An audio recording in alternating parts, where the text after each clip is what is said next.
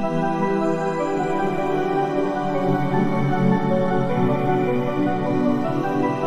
अस्सलाम वालेकुम, नमस्ते दोस्तों। मैं आपका दोस्त मुनीर मुल्ला आपका स्वागत करता हूं मुस्लिम अधिकार आंदोलन इस चैनल पर। दोस्तों, आज हम जानकारी लेंगे महाराष्ट्र के मौलाना आज़ाद आर्थिक अल्पसंख्यक महामंडल के बारे में। और ये जानकारी देने के लिए आज के हमारे वेबिनार के मुख्य स्पीकर है माननीय श्रीमती आइनुल अत्तार मैडम। आइनुल अत्तार मैडम ये महाराष्ट्र के अल्पसंख्यक विकास विभाग के सह सचिव रह चुके हैं और उसके साथ महाराष्ट्र के मौलाना आज़ाद आर्थिक अल्पसंख्यक महामंडल के वो व्यवस्थापकीय संचालक रह चुके हैं। तो चलिए दोस्तों, अब मैं मैडम से गुजारिश करता हूँ कि वो हमें मार्गदर्शन करें।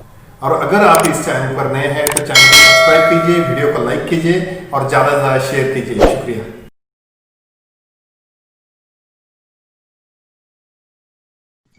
मौलाना आजाद अल्पसंख्यक आर्थिक विकास महामंडल लिमिटेड मर्यादित, ये बॉम्बे में है, आपको मालूम है। और जो ओल्ड कस्टम है हाउस है वहाँ उसका हेड ऑफिस है। और ये माइनॉरिटी डेवलपमेंट डिपार्टमेंट जो है अल्पसंख्यक विकास विभाग गवर्नमेंट ऑफ महाराष्ट्र का, उसके अंडर 5 कार्यालय आते हैं, 5 ऑफिसेस आते हैं। एक उर्दू एकेडमी, दूसरा मौलाना आजाद अल्पसंख्यक आर्थिक विकास महामंडल, तीसरा आता है अल्पसंख्यक आयोग, चौथा आता है हज कमेटी और 5वां आता है उर्दू साहित्य अकेडमी। तो उसमें से 5 में से एक है मौलाना आजाद अल्पसंख्यक आर्थिक विकास महामंडल। अभी महामंडल क्या है? ये एक कंपनी है। कंपनी कायदा 1956 के अंतर्गत इसकी स्थापना की है गवर्नमेंट ऑफ महाराष्ट्र ने। और ये स्थापना कब हुई है? 28 सितंबर 2000 को ये एक शासकीय कंपनी करके इसकी गवर्नमेंट ऑफ महाराष्ट्र ने स्थापना की है। इसका पूरा शेयर कैपिटल जो है सो गवर्नमेंट ऑफ महाराष्ट्र देती है। और इसका ऑब्जेक्टिव क्या है? तो ये कंपनी की सब जो रूल्स रेगुलेशंस है वो सब इसको लागू होते हैं। गवर्नमेंट का डायरेक्टली नहीं लेकिन इनडायरेक्टली कंट्रोल महामंडल पे रहता है।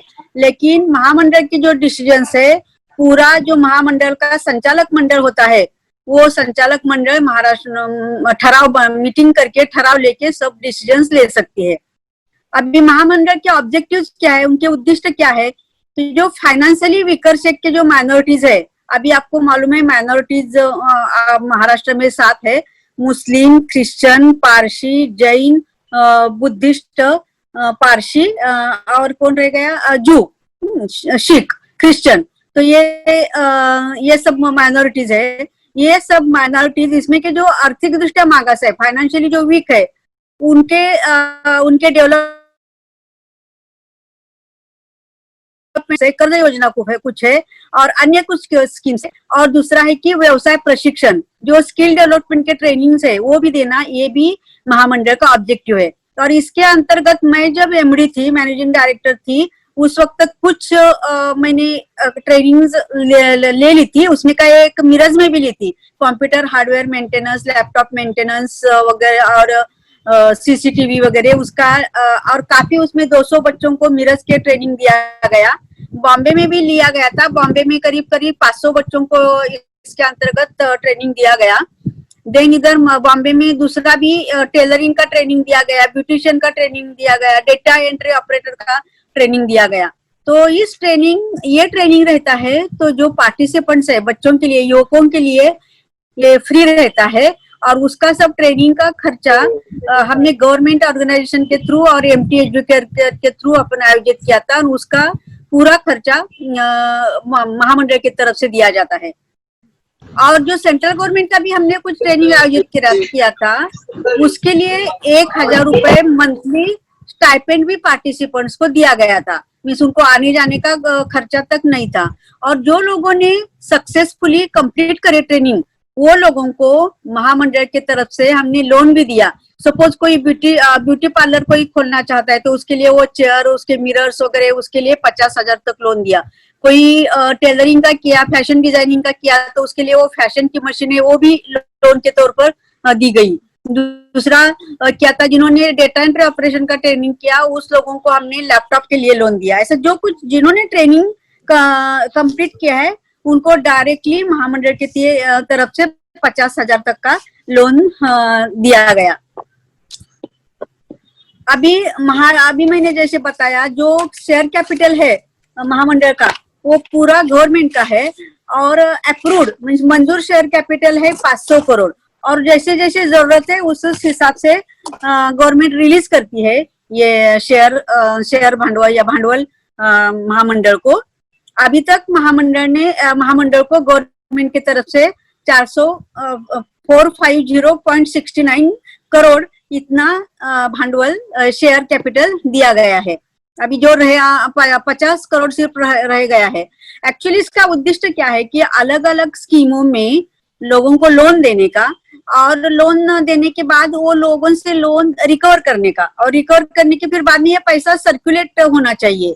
जो पहला लोन दिया हुआ वो रिकवर करने का, फिर अगले वाले लाभार्थियों को वो लोन दे के उनका जो बिजनेस है, छोटे मोटे जो बिजनेस है, वो लोग बिजनेस के लिए लोन दिया जाता है और वो बहुत ही कम इंटरेस्ट में वो लोन दिया जाता है। आपको मालूम है कि बैंकों में मुसलमानों को खड़े नहीं किया करते, बहुत दिक्कतें आती है कि बैंकों से लोन लेने के लिए, और रेट ऑफ इंटरेस्ट भी जो बैंकों का है वो बहुत ज्यादा है। तो गरीब मुस्लिम लोगों को वो दे कांट अफोर्ड, उनको परवड़ता नहीं।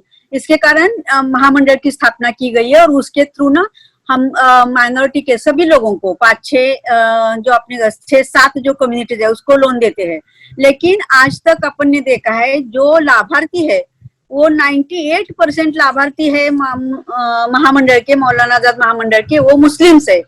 बाकी लोग ज्यादा महामंडल की तरफ लोन लेने के लिए आते नहीं, क्योंकि वो फाइनेंशियली इतने पुअर नहीं है और जो लोन के जो टर्म्स कंडीशन है उसका जो मैक्सिमम फैमिली इनकम उसमें वो बैठते नहीं। इसके कारण ज्यादा से ज्यादा अपने 98 आपको मालूम है सच्चर कमेटी के अहवाल में मुस्लिमों की फाइनेंशियल कंडीशन दलितों से भी बदतर है।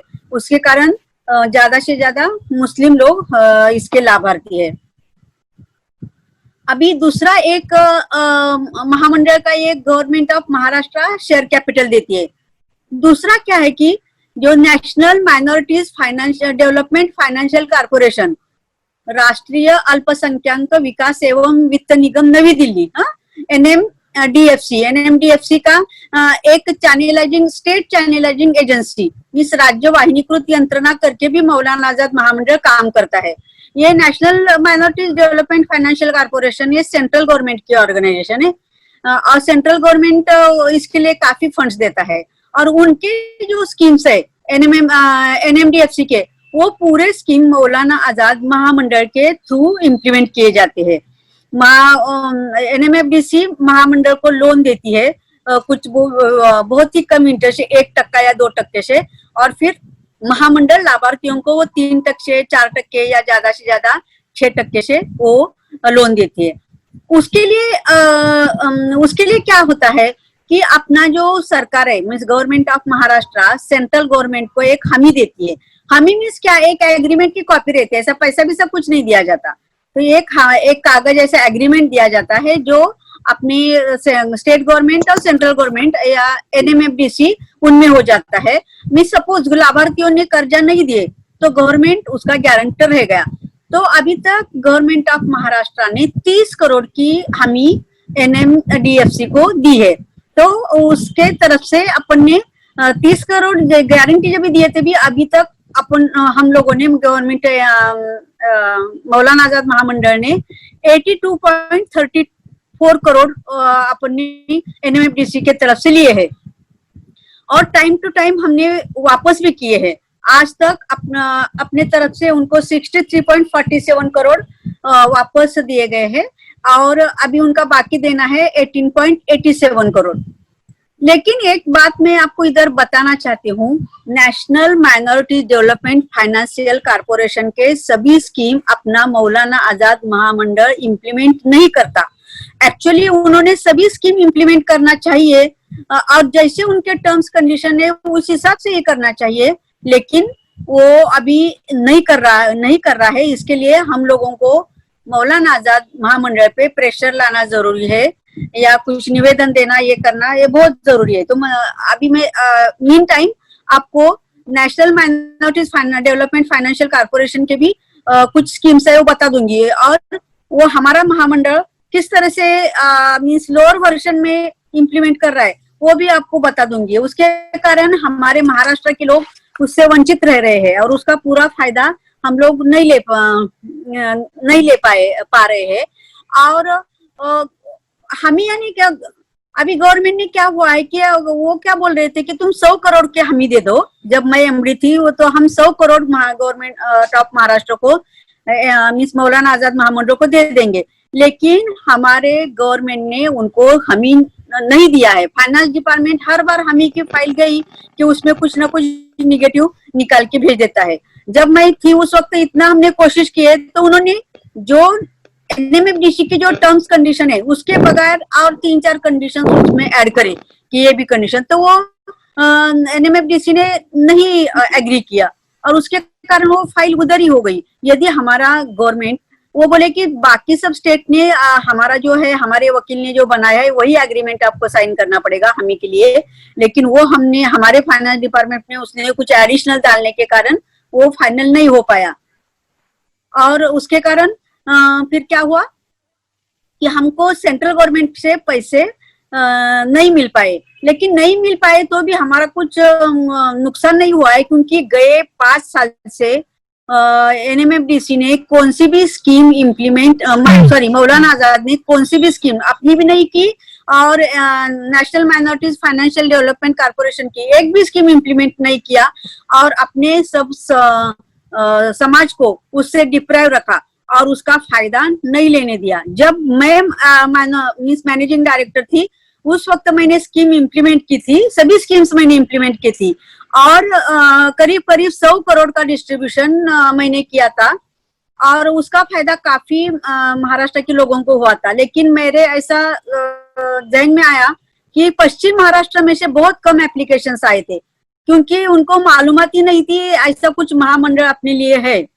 बहुत सारे मुस्लिम लोगों को मालूम नहीं है कि ऐसा कुछ महामंडल अपने लिए है और उसका फायदा हम लोगों ने लेना चाहिए।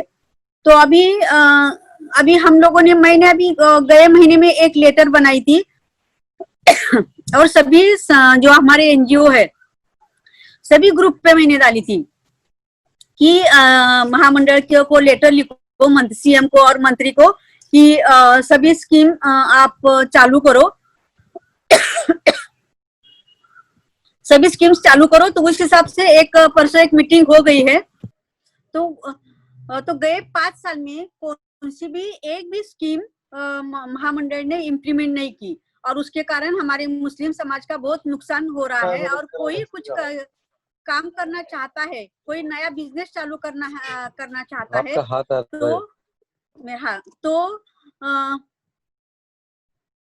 तो उसका फायदा, महामंडल का फायदा हमारे समाज को वंचित रखा गया है। तो इसके लिए अभी काफी लोगों ने लेटर्स लिखे सीएम को और नवाब मलिक साहब को। तो अभी मुझे पता चला कि परसों 31 तारीख को मीटिंग हो गई है और उसमें ऐसा तय हो गया है कि मौलाना आजाद महामंडल की एक स्कीम चालू करने की। लेकिन जो अभी महामंडल की जो स्कीम है वो स्कीम नहीं चालू करते हुए ऐसा गवर्नमेंट का चल रहा है कि बैंकों को बोलने का कि मिस माइनॉरिटीज को लोन दे दो और वो जब लोग उसका इंटरेस्ट और हफ्ता भरेंगे उस वक्त वो मिस रीएम्बर्स करने का।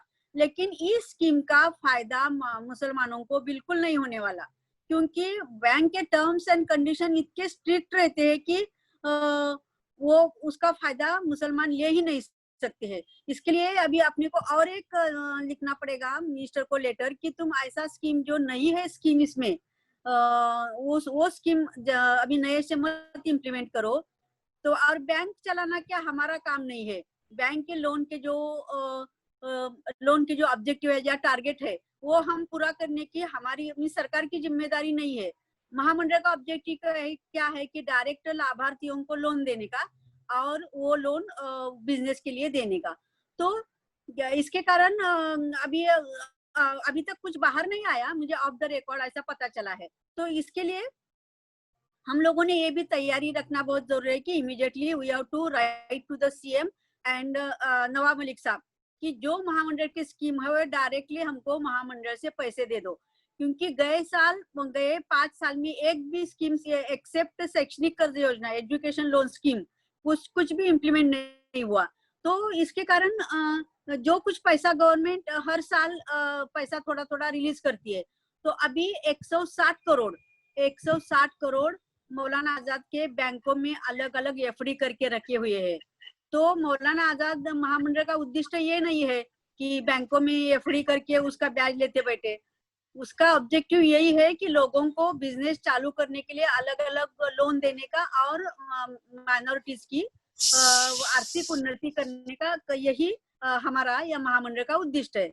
तो वो अभी देखो कोरोना के हिसाब से तो बहुत सारे लोगों को आपको मालूम है कि देहातों में तो सब मुसलमान छोटे छोटे उद्योग करते हैं, किसका बंगड़ी का है, किसका साइकिल दुकान है, किसका पान पट्टी का दुकान है। तो ये लोगों का पूरा भांडवल भी खत्म हो गया कोरोना में। तो इसके कारण अभी पहले लोगों ने जो मीन्स लोन लिया है वो वापस नहीं दे सकते। तो अभी मैंने एक लेटर भी बनाया है सीएम साहब के लिए कि जो लोन है वो माफ कर दो, पहला जो लोन लिया हुआ है। और आपको मैं बताना चाहती हूँ, मैं अभी गए साल आदिवासी विकास विभाग में काम कर रही थी। तो आदिवासी विकास विभाग का 364 करोड़ का लोन गवर्नमेंट ने माफ कर दिया। तो हमारा तो बहुत कम है। और स्पेशली मेरा क्या कहना है, जो डायरेक्ट लोन है थेट कर्ज योजना, उसका तो सिर्फ 158 करोड़ का लोन है। तो वो लोन है वो गवर्नमेंट ने माफ किया जाए, इसके लिए मैंने लेटर भी बनाया है। मैं लास्ट में मैं पढ़ के भी दिखाऊंगी और फिर अपने सामाजिक अभ्यास गट के इस पर भी मुझे लगता है मैंने ऑलरेडी डाल दिया है। तो अभी हम देखेंगे कि महामंडल की तरफ से कौन से योजना इम्प्लीमेंट किए जाते हैं, कौन से स्कीम्स इम्प्लीमेंट किए जाते हैं।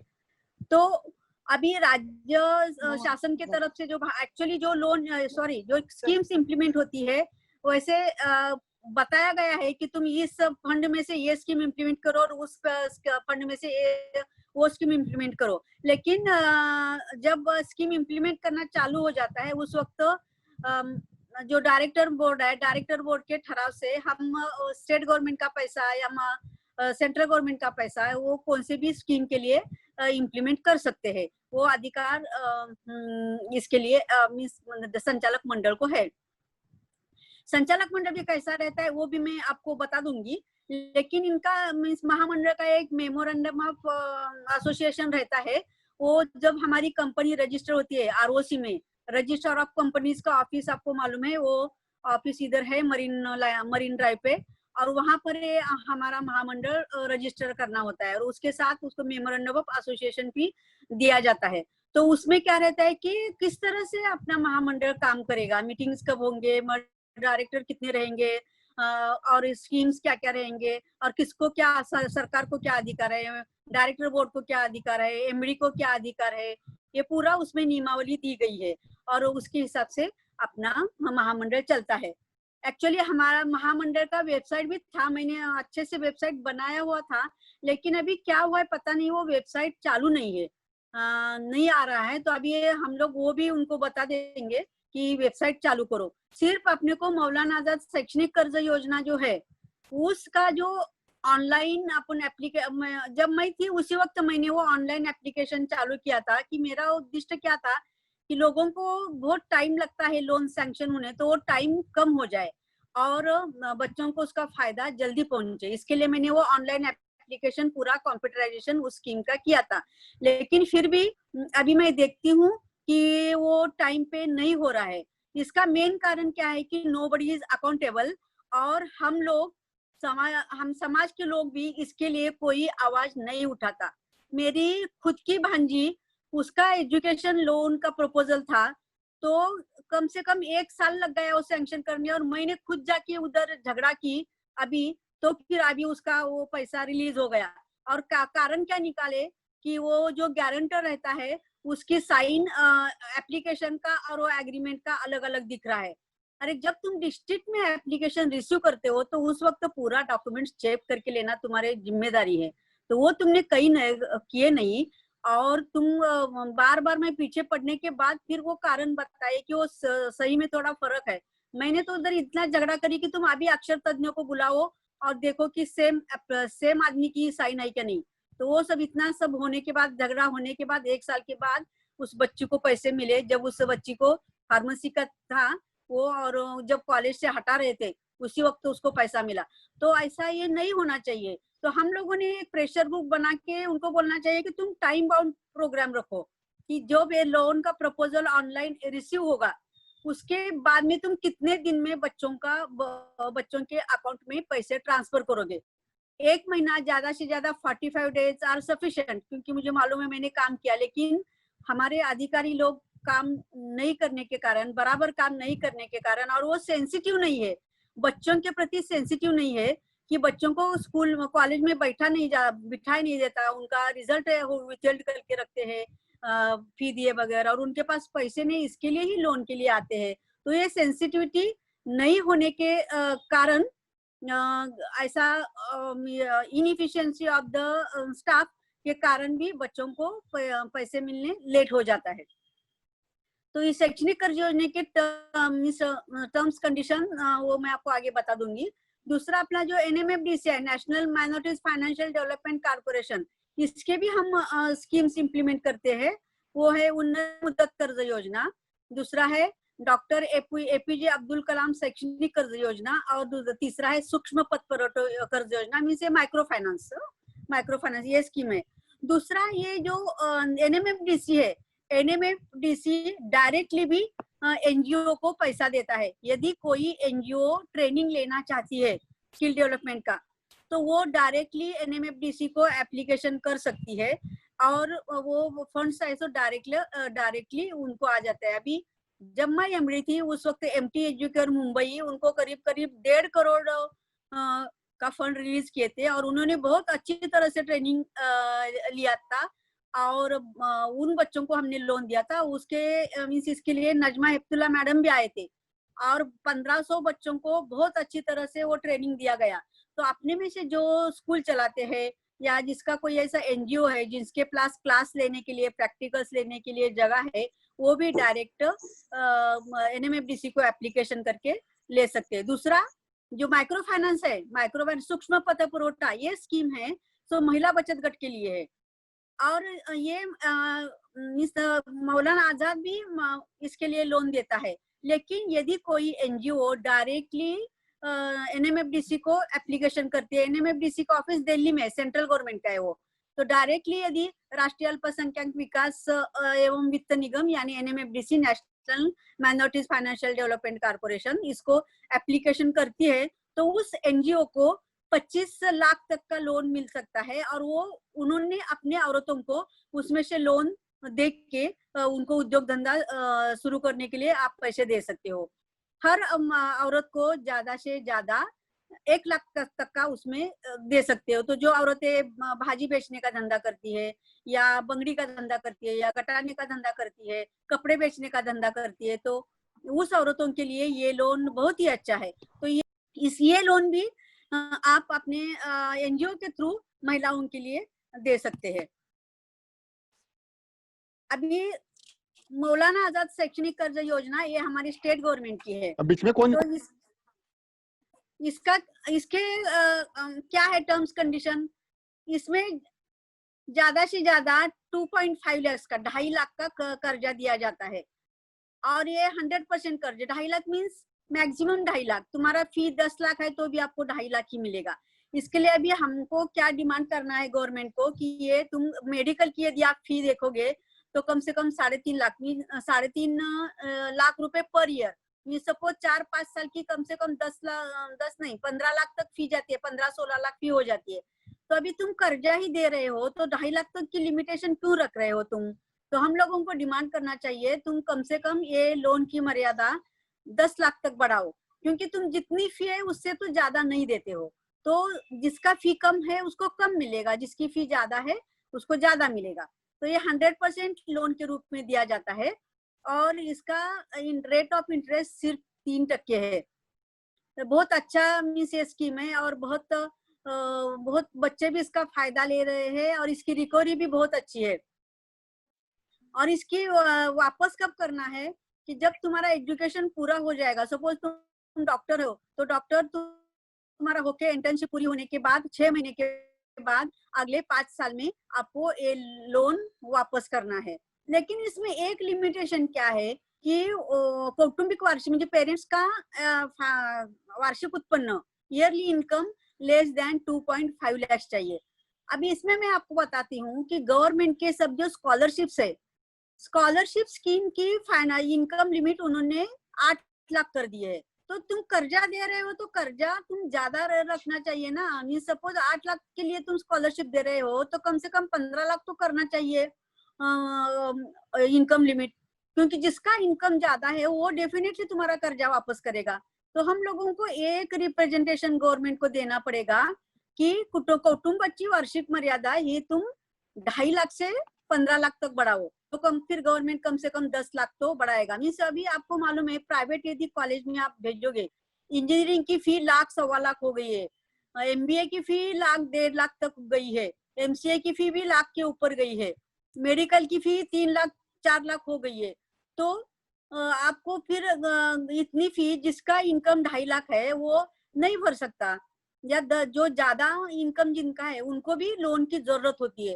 तो इसके लिए ये जो कौटुंबिक उत्पन्न मर्यादा जो 2.5 लाख है अभी, उसकी उत्पन्न मर्यादा बढ़ा के 10 से 15 लाख करने के लिए हम लोगों को गवर्नमेंट को रिप्रेजेंटेशन देना जरूरी है। और आपको मालूम है कि सारथी जो ऑर्गेनाइजेशन निकला है मराठों के लिए, तो सारथी के लिए सारथी बनने के लिए, मराठा रिजर्वेशन बनने के लिए कम से कम मराठों ने 24 मोर्चे निकाले, कितने बच्चों की उसमें जान भी गई, लेकिन हमारे डिमांड के लिए मुसलमान कोई एक मोर्चा नहीं निकालते क्या? कोई डिमांड नहीं करते अपने। हम लोग गरीब है तो गरीब में भी रहना पसंद करते हैं क्या? हम अपनी फाइनेंशियल डेवलपमेंट नहीं चाहते क्या? तो फाइनेंशियल डेवलपमेंट के लिए सरकार तुम्हारे दरवाजे पे नहीं आएगी, आपको उसके लिए फाइट करना पड़ेगा। सारथी में भी मैंने कंसल्टेंट करके काम किया है, तो सारथी का मैं बताती हूँ, जो बच्चे यूपीएससी ट्रेनिंग के लिए दिल्ली को भेजे गए उनको 2 लाख क्लास की फी गवर्नमेंट देता है, फिर हर बच्चे को महीने को 13,000 गवर्नमेंट देता है, उसको रहने का, खाने का, पीने का खर्च, और वन टाइम 18,000 रुपए पहले देता है, जब गए उसको रहने का वगैरह इंतजाम होने तक तो अब किताबें लेना क्या करना इसके लिए 18,000। मीन्स एक बच्चे पर कितना पैसा गवर्नमेंट खर्च करता है, देखो कम से कम 5 लाख गवर्नमेंट खर्च करता है। तो फिर हमारे बच्चों के लिए ऐसी स्कीम कौन सी क्यों नहीं है? हम बोलते हैं मुसलमानों का प्रमाण बहुत कम है गवर्नमेंट सर्विसेज में, तो एक स्कीम है नहीं ऐसा नहीं, लेकिन वो क्या है कि सिर्फ 6 जगह से चलती है, आपको मालूम है, मैंने 7 जगह से चलती है, और उसमें सिर्फ वो प्राइवेट ऑर्गेनाइजेशन एनजीओ के थ्रू चलती है, और एक बच्चे के लिए सिर्फ सालाना 25,000 गवर्नमेंट देता है। मराठा बच्चों के लिए एक साल को 5 लाख खर्चा किया जाता है, करते हैं गवर्नमेंट। और इवन SC ST के जो बच्चे हैं उनके लिए भी सालाना करीब 4 लाख 4.5 लाख खर्चा होता है, और हमारे बच्चों के लिए सिर्फ 25,000 इस स्कीम के लिए गवर्नमेंट की तरफ से खर्चा होता है। तो ये भी डिस्क्रिमिनेशन जो गवर्नमेंट की तरफ से होता है, इसके लिए भी हमको फाइट करना चाहिए, गवर्नमेंट से मांग करना चाहिए, 1-2 मोर्चे भी निकालना चाहिए। अभी शैक्षणिक कर्ज योजना का आप at the end of the life तक तुम शैक्षणिक कर्ज नहीं ले सकते। 18 से एज लिमिट है उसका, 18 से 32। जो बच्चा यदि एडमिशन के लिए हमारे लिए कोई एज लिमिट नहीं है, 50 साल का आदमी भी जाके इंजीनियरिंग कॉलेज में, मेडिकल कॉलेज में जाके एडमिशन ले सकता है, लेकिन उसको लोन नहीं मिलेगा। जो बच्चा 18 से 32 साल की उम्र का है उसको ही इस लोन का फायदा मिल सकता है।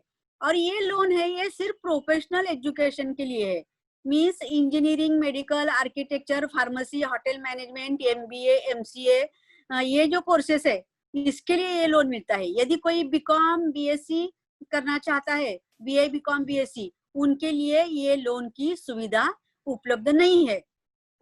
लेकिन अभी एक स्पेशल परमिशन करके एक बच्चा MSc के लिए उससे किधर इंस्टीट्यूशन ऑफ साइंस के लिए एडमिशन मिला था, तो उसके पास पैसे नहीं थे, तो वो बहुत पीछे पड़े थे, तो एज ए स्पेशल केस करके गवर्नमेंट ने वो MSc वाले बच्चे को भी जब मैं MD थी तो परमिशन दी थी गवर्नमेंट ने।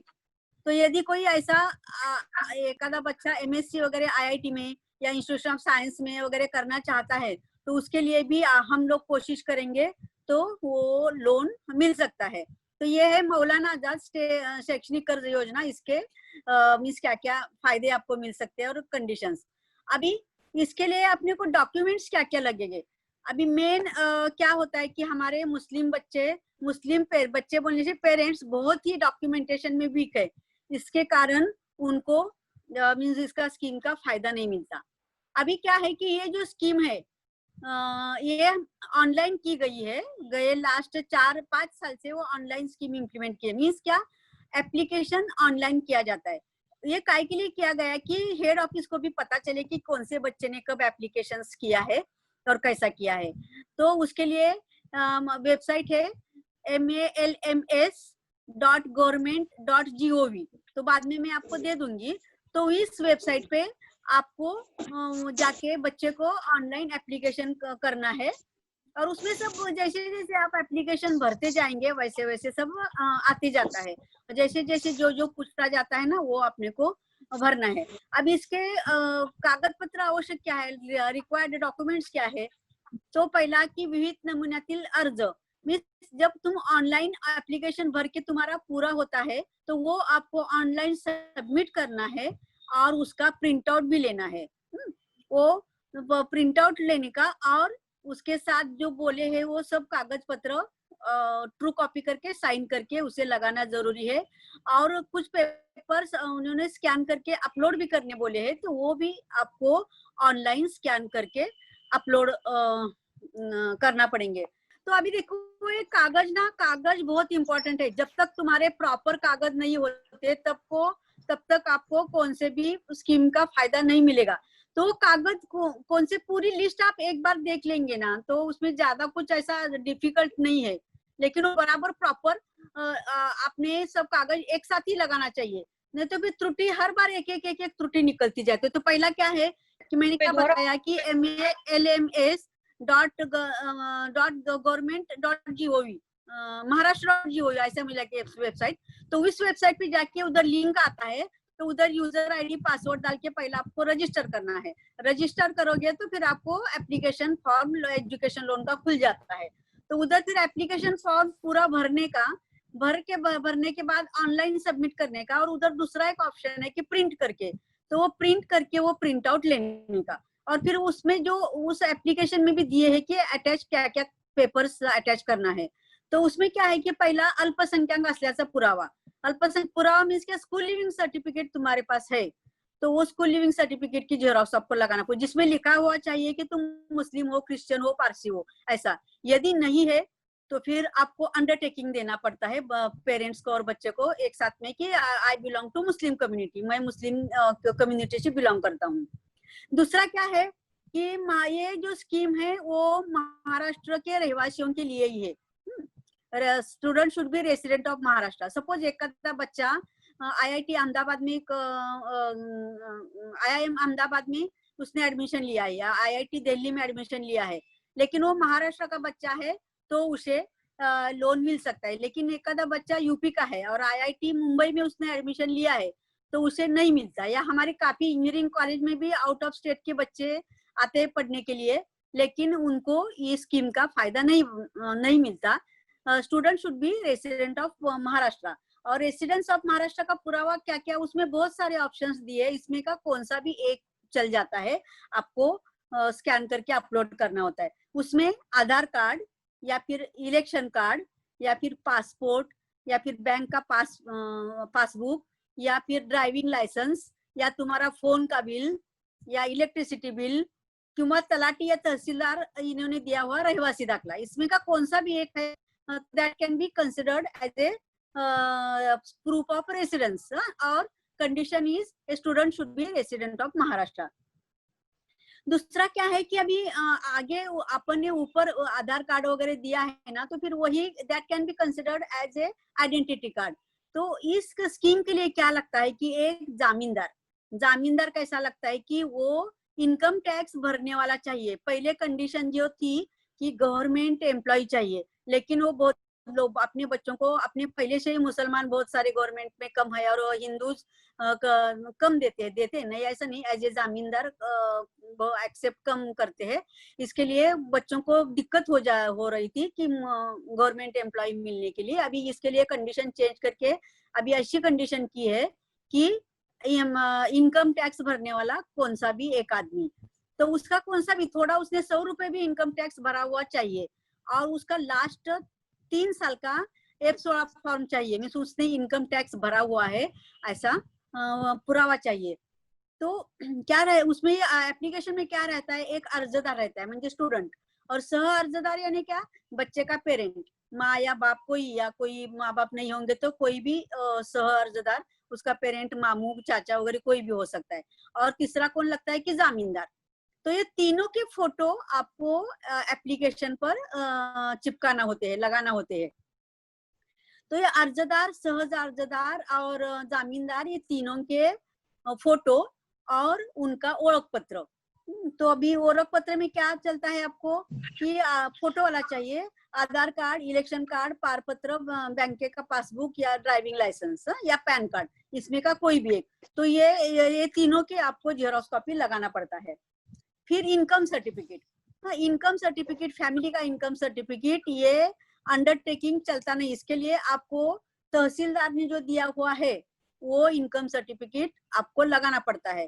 तो अभी देखो एडमिशन अभी चालू होने बहुत सारा टाइम है, तो पूरे सभी स्कॉलर्स सेंट्रल गवर्नमेंट के स्कॉलरशिप के लिए भी इनकम सर्टिफिकेट लगता है। तो अभी आप बच्चों को सबको गाइड करो कि आप इनकम सर्टिफिकेट, पेरेंट्स को गाइड करो कि इनकम सर्टिफिकेट निकाल के रखे।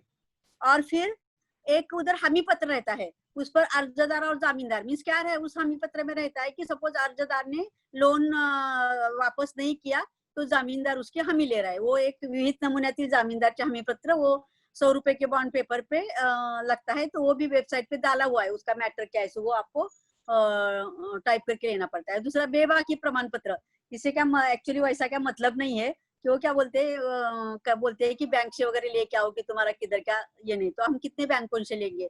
लेकिन अंडरटेकिंग अर्जदार को देना पड़ता है, पेरेंट को देना पड़ता है कि मेरा किधर से भी I am not a defaulter, ऐसा किधर भी मेरा लोन पेंडिंग नहीं है, तो वो देना, वो एक अंडरटेकिंग देना पड़ता है, हो गया। फिर दूसरा क्या लगता है कि जिधर आपने एजुकेशन इंस्टीट्यूट में एडमिशन लिया है उसका बोनाफाइड सर्टिफिकेट, और तुमने जो फी भरी है उसकी रिसीट, और उसमें फी स्ट्रक्चर। अभी इसमें मैक्सिमम 2.5 लाख तक मिलता है, लेकिन एक्चुअली वो मौलाना आजाद और अब्दुल कलाम दोनों मिलके 5 लाख तक देते हैं। और इसमें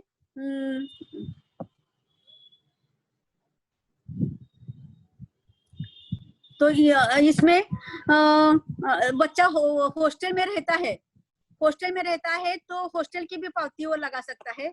सपोज बच्चा किधर किराए से लेके रहता है तो वो भाड़े पावती भी उसको लगाया तो वो भी उसमें इंक्लूडेड है, वो उसका भी पैसा मिलता है। सपोज फी कम है तुम्हारी, फी सपोज तुम्हारी 50,000 ही है, तो आपको एक मीन्स रिमेनिंग तुम भाड़े का पावती लगा सकते हो।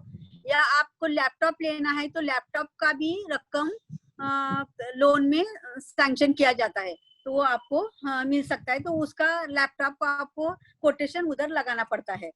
और जामीनदार, सपोज तुम्हारे पास जामीनदार नहीं है तो तुम्हारी कुछ प्रॉपर्टी है ना, तो भी आप मॉर्गेज कर सकते हो। लेकिन हमारी प्रॉपर्टी बोले तो खेत या दूसरा क्या घर वगैरह, तो वो करोड़ों रुपए की प्रॉपर्टी हम 5 लाख के रुपए या 2.5 लाख रुपए के लिए मॉर्गेज करना प्रैक्टिकली वो ठीक नहीं है, उसके कारण उसकी जरूरत नहीं। तो इतने सारे आप डॉक्यूमेंट्स लगा के यदि आप एप्लीकेशन अपलोड, फिर ये एप्लीकेशन क्या करने का, प्रिंट आउट लेने का, ये सब डॉक्यूमेंट्स की एक जेरॉक्स लगाने की, और ये एप्लीकेशन के 3 कॉपीज आपको बनानी पड़ती है, क्योंकि आपको 2 सबमिट करने होते हैं। जो जिला कार्यालय तुम्हारा है, अभी जिला कार्यालय हर डिस्ट्रिक्ट में नहीं है, वो मैं आगे बता दूंगी, लेकिन तुम्हारे लिए कौन सा जिला कार्यालय है, उस जिला कार्यालय में आपको आप पोस्ट से भी भेज सकते हैं या तुम फिजिकली भी ले जाके उधर दे सकते हो।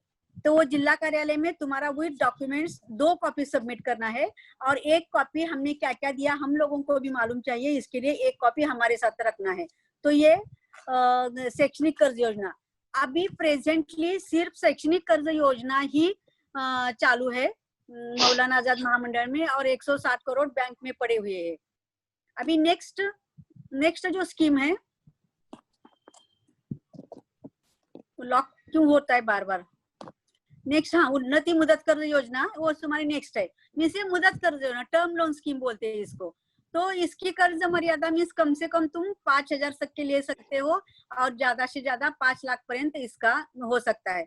उसके लिए आपको प्रोजेक्ट रिपोर्ट सबमिट करना होता है, उसका पूरा एस्टिमेट, रिसीट्स वगैरह सब देना पड़ता है। तो इसमें क्या है, सपोज तुम्हारा 5 लाख का सपोज ये है प्रपोजल, तो 5% आपको आपके अकाउंट में दिखाना पड़ता है। मीन्स 25,000 तुम्हारे अकाउंट में शिल्लक चाहिए, तुम्हारी गुंतवणूक स्व गुंतवणूक 5% और 95% आपको लोन मिलता है। तुम्हारे अकाउंट में 5% नहीं है तो आपको जितने तुम्हारे अकाउंट में है उसके 95% आपको मीन्स लोन मिल सकता है। और इसमें इसका रेट ऑफ इंटरेस्ट 6% है। एक्चुअली सेंट्रल गवर्नमेंट का है ये, लेकिन हमारे स्टेट गवर्नमेंट के फंड से भी ये लोन दिया जाता है 6%।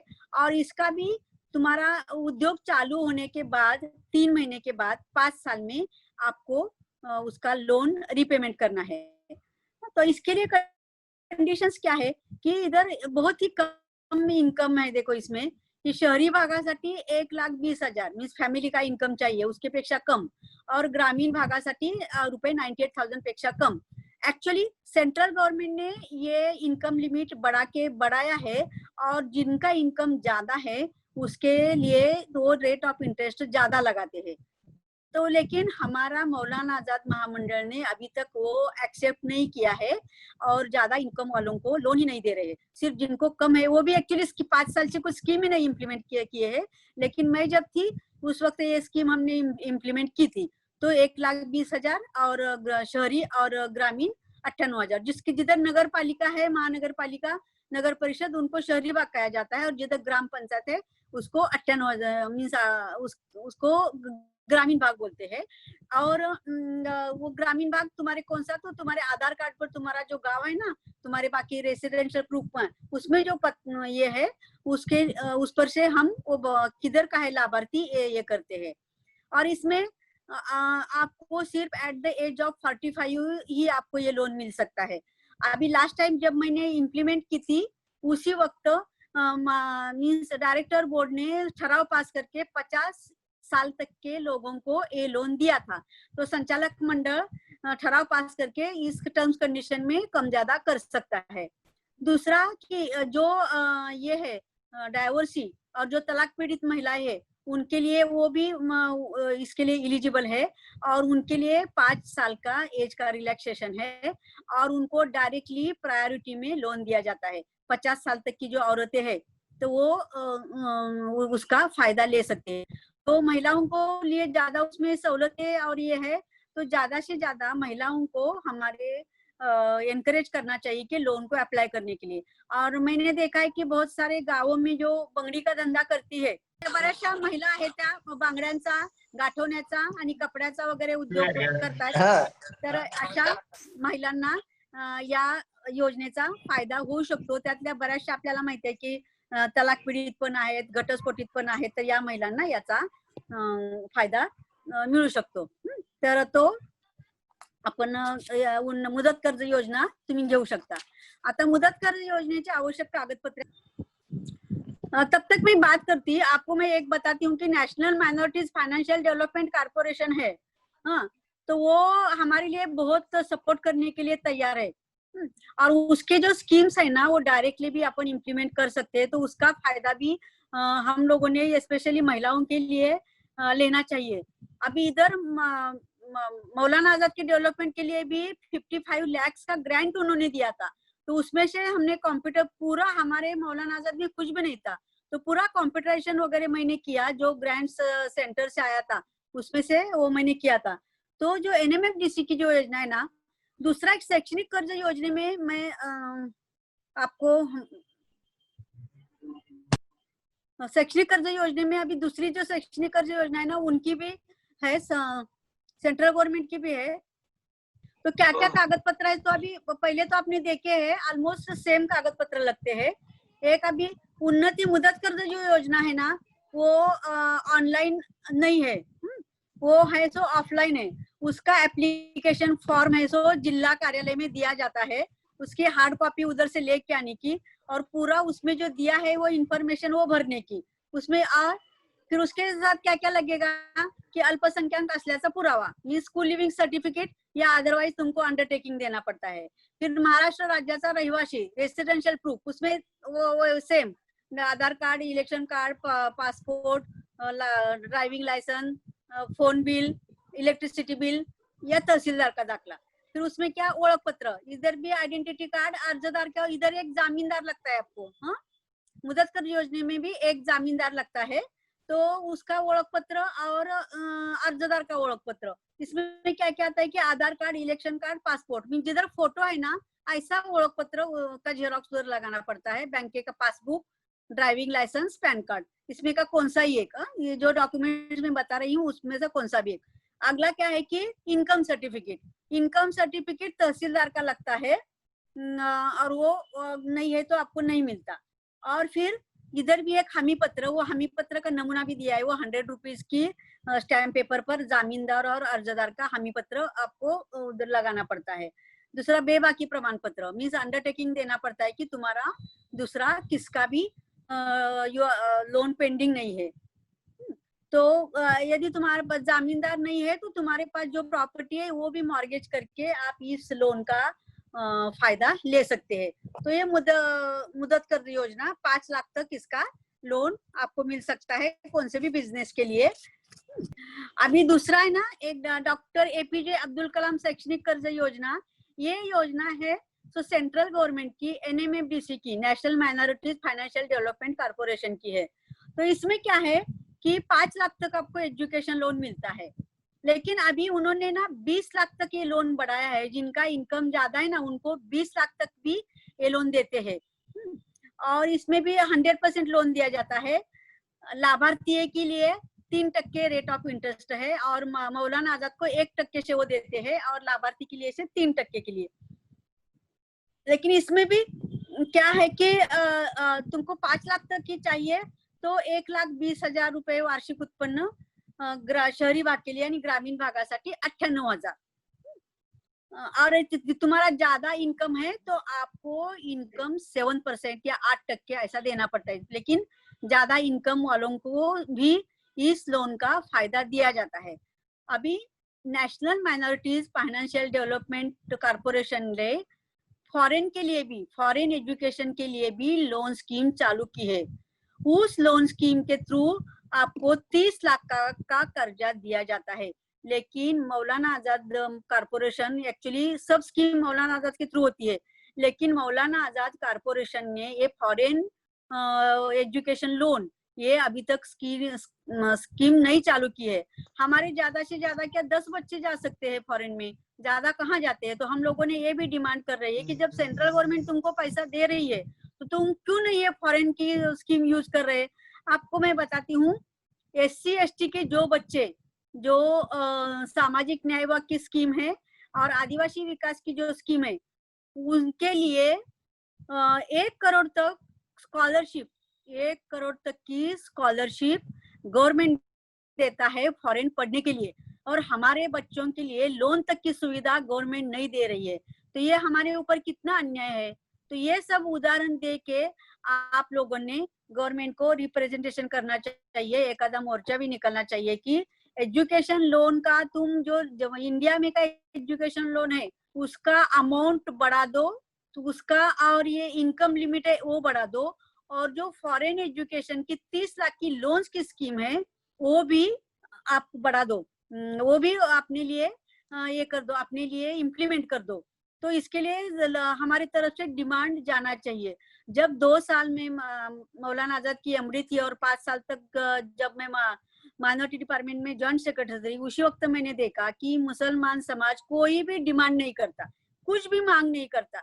तो उसके कारण अभी मंत्रालय में जो बैठे हुए अधिकारी है जो उनको लगेगा वो सब स्कीम उस तरह से डिजाइन करते हैं, वैसे हम लोग NGO से भी फीडबैक लेते हैं कि क्या उनके साथ भी मीटिंग करते हैं।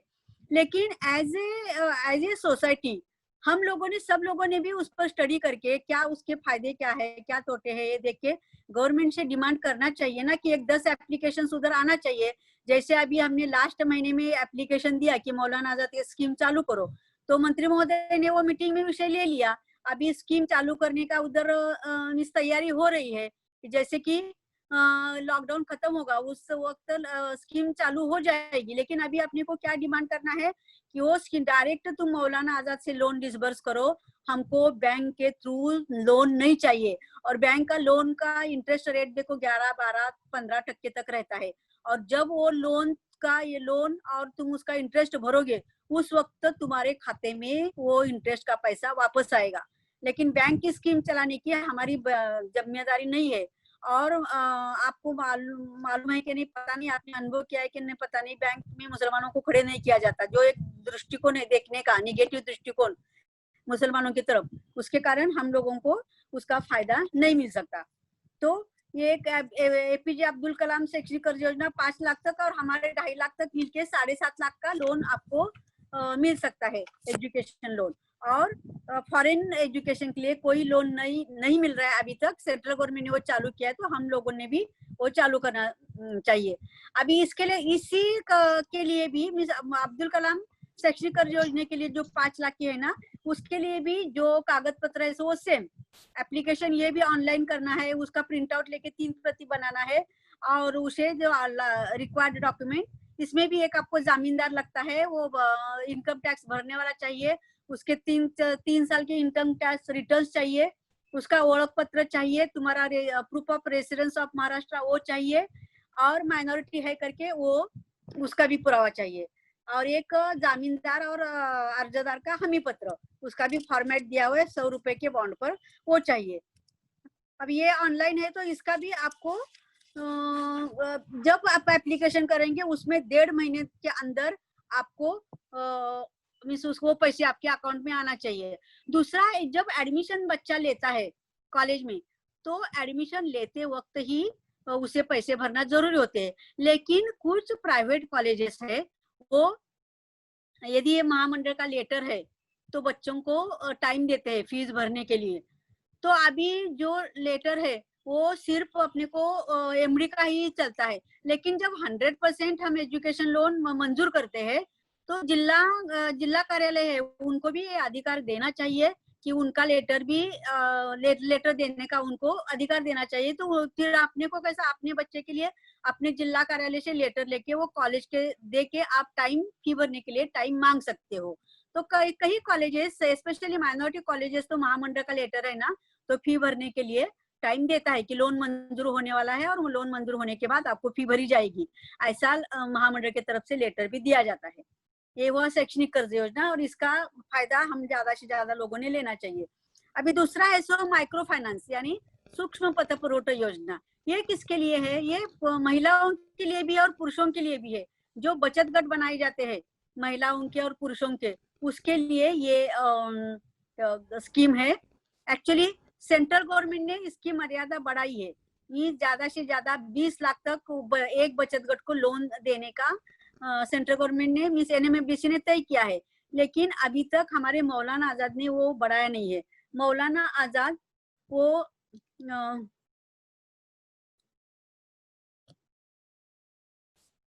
मौलाना आजाद 2 लाख का ही मौलाना आजाद ने इसकी कर्ज मर्यादा 2 लाखापर्यंत प्रति बचत गट रखी है।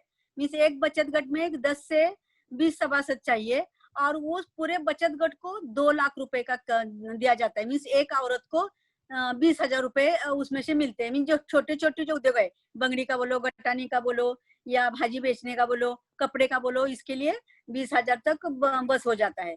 लेकिन ये महिला बचत गट कौन सा चाहिए? वो माविम का अप्रूव्ड या जो मनरेगा के वगैरह जो बचत गट है, जो गवर्नमेंट अप्रूव्ड बचत गट रहते हैं, वो बचत गट चाहिए। फिर उसमें इसका ब्याज दर है 7%, रेट ऑफ इंटरेस्ट 7% है। और इसका परत फेड रिटर्न 36 महीने में, 3 साल में आपको वापस देना है। और इसके लिए भी हर बचत गट के सदस्य की उत्पन्न मर्यादा शहरी भागासाठी 1,20,000 और ग्रामीण भागासाठी 98,000 है।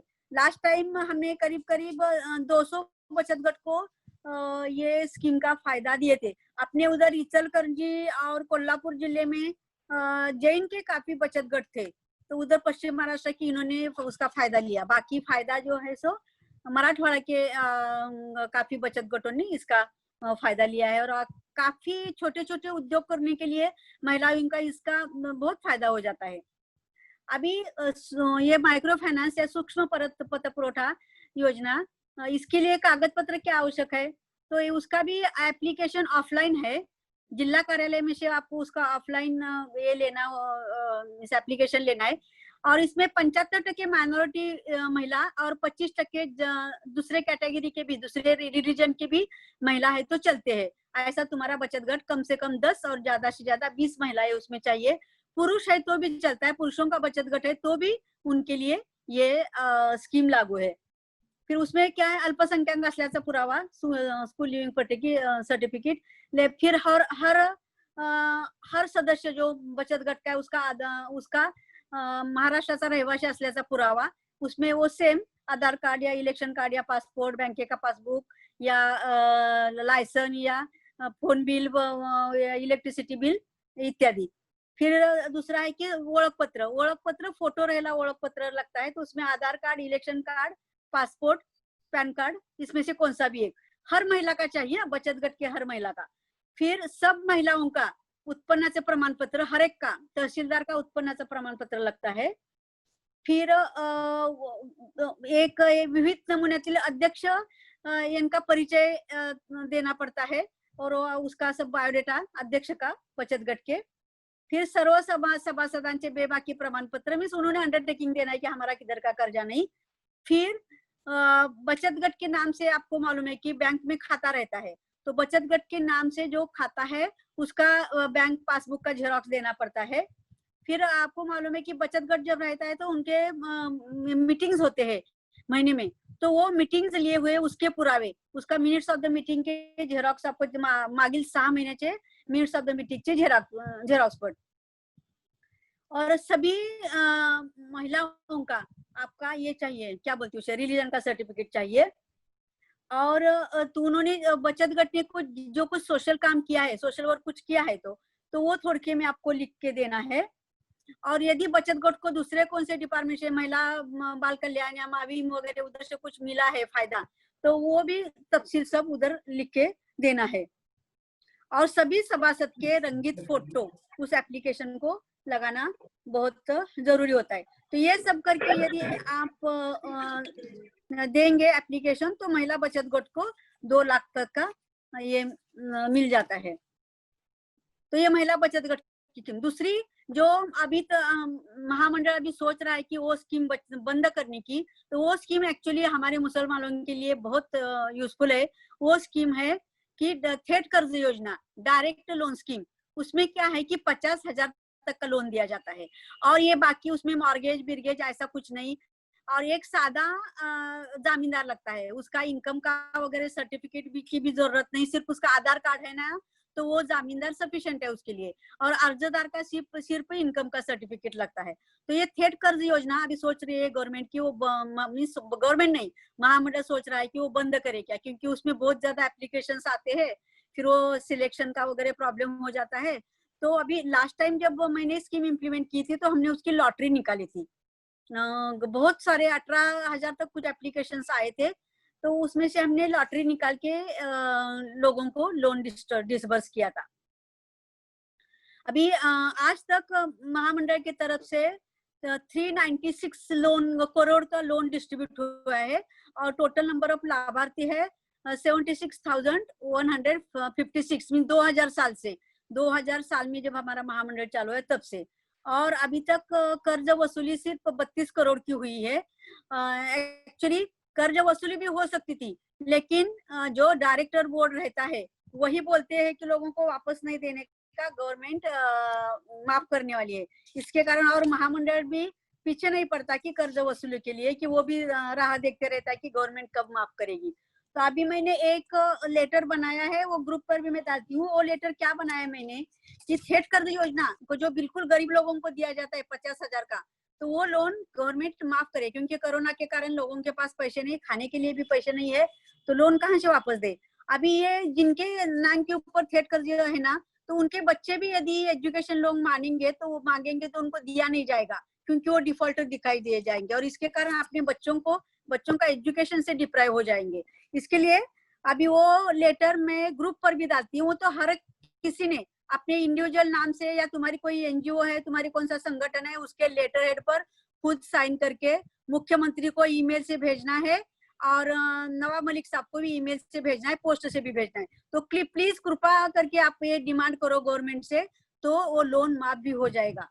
तो ये लोन माफ होना बहुत जरूरी है, क्योंकि हमारे पास अभी किसी के पास भी पैसे नहीं है, खाने के लिए पैसे नहीं है। आप देख रहे हो कि लोग अनाज भी बांट रहे हैं, कितने लोगों ने ये इसमें अनाज बांटा, तो वो भी आपको उसका फायदा हो सकता है।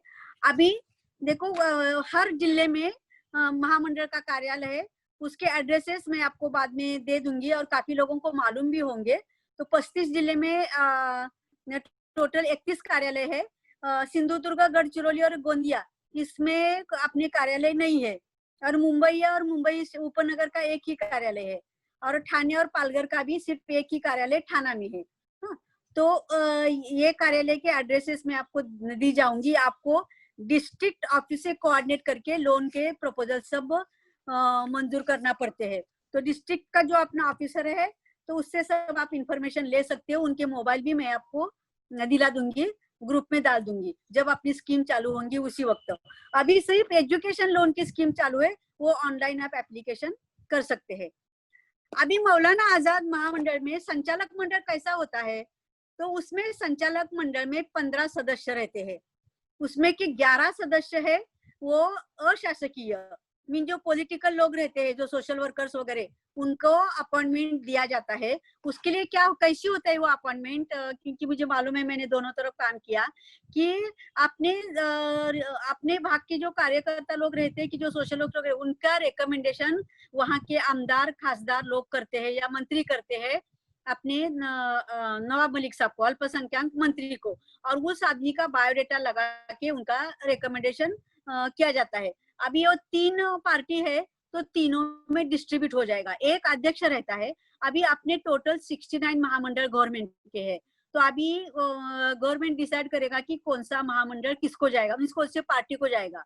अभी जब राष्ट्रवादी और ये था, राष्ट्रवादी और कांग्रेस की सरकार थी, उस वक्त मौलाना आजाद महामंडल का चेयरमैन ऑलवेज कांग्रेस का रहता था, और अल्पसंख्यक आयोग का चेयरमैन है सो वो तो राष्ट्रवादी का रहता था। अब ये 3 पक्ष की सरकार है, तो कैसा होने वाला है मालूम नहीं, अभी तक उनका तय नहीं हुआ है। वो भी हमें इंक्वायरी किया कि कौन सा महामंडल कौन से पार्टी को देने का। फिर वो पार्टी है ना, वो महामंडल का अध्यक्ष पार्टी अपॉइंट करती थी, गवर्नमेंट अपॉइंट करती है, लेकिन पार्टी रिकमेंड करती है। और जो महामंडल का जो अध्यक्ष है, उसे राज्य मंत्री दर्जा देता है। उसको गाड़ी, ड्राइवर, एक सिपाही, एक पीए गवर्नमेंट की तरफ से दिया जाता है, और राज्य मंत्री के जो कुछ फैसिलिटीज है वो उसको दिए जाते हैं। और बाकी के 10 संचालक है, वो किसके किसके सिफारिश से उनका रिकमेंडेशन होता है, और गवर्नमेंट वो 10 सदस्य को अपॉइंट करती है। ऐसे 11 अशासकीय और 4 ऐसे शासकीय सदस्य रहते हैं। उसमें कौन रहता है, एक अपर मुख्य सचिव माइनॉरिटी डिपार्टमेंट, फिर फाइनेंस डिपार्टमेंट का सेक्रेटरी, और फिर एनएमएमडीसी का, national minorities financial development corporation का एमडी, और मौलाना आजाद का एमडी। ये 4 शासकीय सदस्य रहते हैं।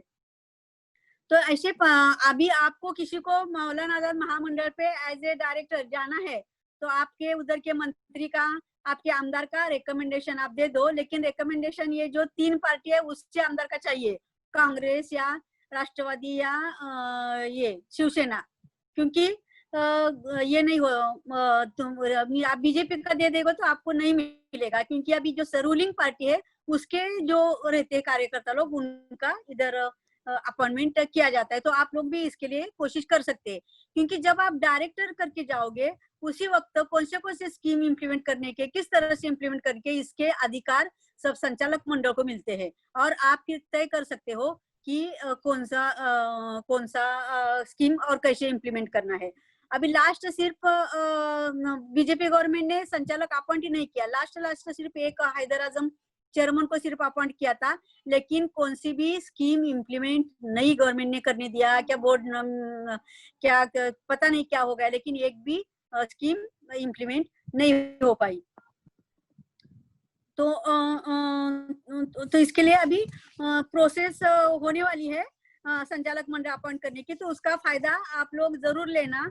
आप लोग उस पर आ सकते हैं और ये पार्टिसिपेट डिसीजन मेकिंग में आपका पार्टिसिपेशन हो सकता है। महामंडल के 4 लोन के स्कीम है, दूसरी स्कीम है सो ट्रेनिंग की स्कीम है। तो ट्रेनिंग की स्कीम के लिए भी आप महामंडल को एप्लीकेशन करके आपके एनजीओ के लिए उसके लिए ग्रांट्स मांग सकते हैं और आप भी वो स्कीम एनजीओ के थ्रू भी इम्प्लीमेंट कर सकते हैं। तो थैंक यू वेरी मच और मुस्लिम अधिकार आंदोलन का भी थैंक यू वेरी मच, मुझे ये आपको इन्फॉर्मेशन सब देने के लिए उन्होंने अपॉर्चुनिटी दी अभी। और मुस्लिम अधिकार आंदोलन ने एक एक्शन प्लान बनाना चाहिए कि मौलाना आजाद से ज्यादा फायदा लोगों तक कैसे पहुंचाए और उसके लिए हम गवर्नमेंट को क्या क्या निवेदन दे और एक आधा मोर्चा भी निकाल सकते हो, क्योंकि इतने 160 करोड़ बैंक में रख के ब्याज लेते बैठे हैं और हम लोगों को ऐसा डिप्राइव रख रहे हैं, तो ये गलत है। हाँ, तो ये एक आंदोलन भी हम लोगों को छेड़ना चाहिए, क्योंकि मांगे बगैर रोए बगैर बच्चों को दूध भी मां नहीं देती, तो मांगे बगैर हमको कौन क्या देगा। तो हम लोगों ने गवर्नमेंट की तरफ मांग करके अपने हक के लिए लड़ना चाहिए।